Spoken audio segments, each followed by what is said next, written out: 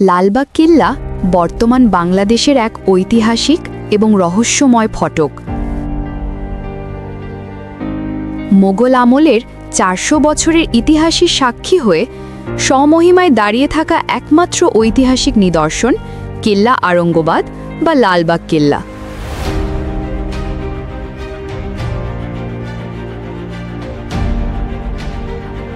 পুরান ঢাকার লালবাগ এলাকার বুড়িগঙ্গা নদীর পাশেই এর অবস্থান।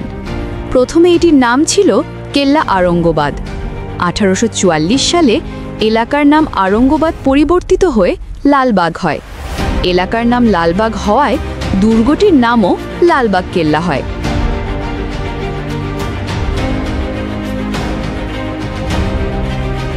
কালের পরিক্রমায় কিছুটা নষ্ট হয়ে গেলেও প্রত্নতত্ত্ব বিভাগের আওতায় এনে সংস্কারের মাধ্যমে পূর্বের রূপ ফিরিয়ে দেওয়া হয়।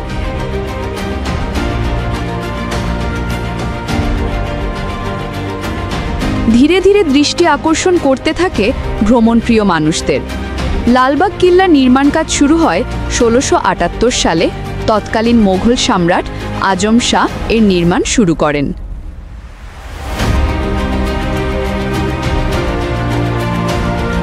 কাজ শুরু করেন, কিন্তু দুর্গ নির্মাণ কাজ শুরু হওয়ার ১ বছরের মধ্যেই মারাঠা বিদ্রোহ দমন করার লক্ষ্যে আজম শাহকে তার বাবার ডাকে দিল্লিতে চলে যেতে হয়।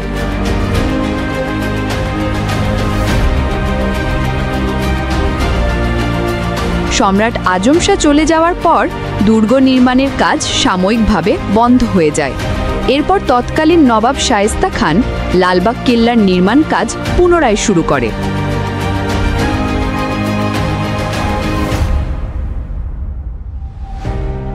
নতুন করে আবারও নির্মাণের কাজ চলতে থাকে। শায়েস্তা খান কাজ শুরু করার প্রায় ৪ বছরের মাথায় দুর্গের নির্মাণের কাজ আবারও বন্ধ হয়ে যায়। এরপর দুর্গ নির্মাণের কাজ আর শুরু করা হয়নি।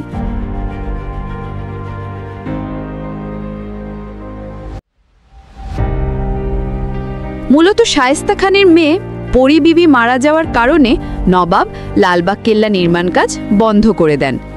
পরি বিবির মৃত্যুর পরে সবার মধ্যে দুর্গটি সম্পর্কে বিদ্রূপ ধারণা জন্ম নেয়।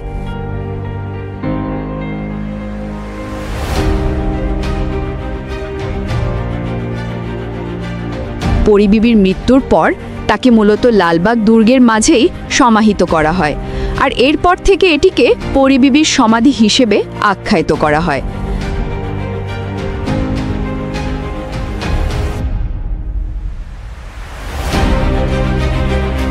পরি বিবির মাজারটি ৪ কোণা বিশিষ্ট।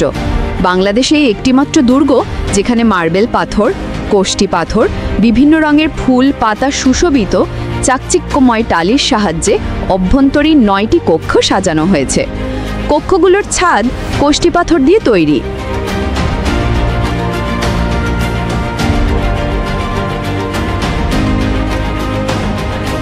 এর পাশে রয়েছে ৩ গম্বুজ বিশিষ্ট মসজিদ। লালবাগ কিল্লার আরেকটি দর্শনীয় স্থান হল দরবার হল বা হাম্মানখানা।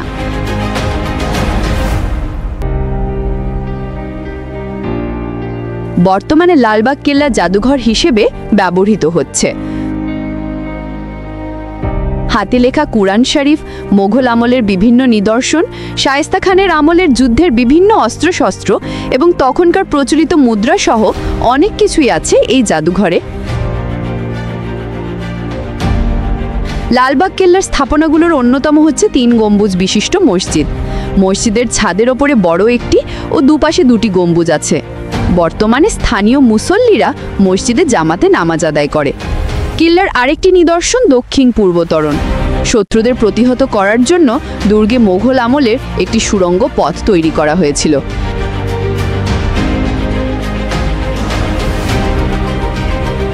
এছাড়াও এখানে বিচার কাজ সম্পাদন করা হতো। একসময় লালবাগ কেল্লায় ৫০০ সৈন্যের আনাগোনা ছিল। বর্তমানে দেশি বিদেশি পর্যটকের মুখরিত হয়ে উঠেছে লালবাগ কেল্লা। লাল ইট, মার্বেল পাথর ও কোষ্টি পাথর দিয়ে নির্মিত এই কেল্লা এক সমৃদ্ধ বাংলার ঐতিহ্য বহন করে। এরকম নতুন নতুন ভিডিও পেতে হলে লাইক, কমেন্ট, শেয়ার করে আমাদের পাশে থাকবেন।